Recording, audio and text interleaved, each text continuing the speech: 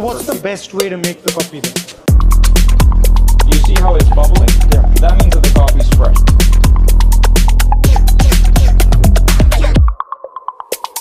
Have you heard of Kerala coffee? For espresso, they work very well. I'm realizing today that it's a lot more complex than I thought. Coffee in Colombia, more than a product, is part of our culture. So 500,000 small families produce coffee in Colombia. We are very much a small producing or a small producer coffee country. So as you know, Colombia is the third biggest producing country in the world and probably known as the country that produces in volume the best quality. So what percentage of global coffee do you produce in Colombia? Colombia produces about 12 or 13%. Okay. The biggest producer is Brazil. A lot of volume, lower quality. In terms of the higher quality coffee, which would be Arabica, Colombia is one of the best, one of the largest producers. And it's very much ingrained in our culture, and it was a very important part of the development in the 20th century of our economy. Coffee right now, we're in a weird moment because coffee, the international price of coffee is very high, but it's very unstable. So you have 10 years of very low prices and then 1 year of really high prices. And you try to survive 9 years.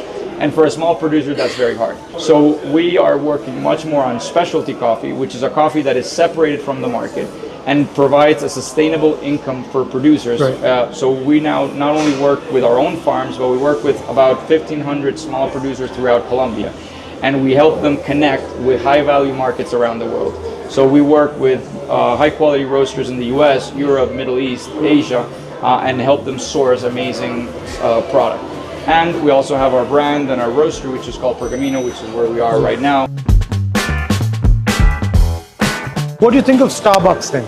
And what do you think of Nespresso? So I will try to respond in the most light way. Yeah, in a light way. Starbucks did a lot for the consumption of coffee in the world. So basically, it brought consumption of coffee away from the house into this idea of the third space. You have your office, you have your house, and then you have a cafe.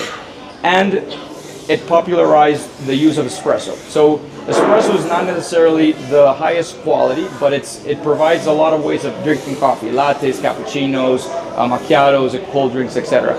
And that created a huge new demand for coffee that didn't exist before. So we all basically we appreciate the fact that coffee was elevated to a different level of consumption. But you have a premium brand; they sell coffee at a high price, but the quality is, let's say, medium, So what's the best way to make the coffee then? The purest way is the way that we're going to make it right now, which is very simple. It's a V60, it's a dripper. Can we see? Yeah, please.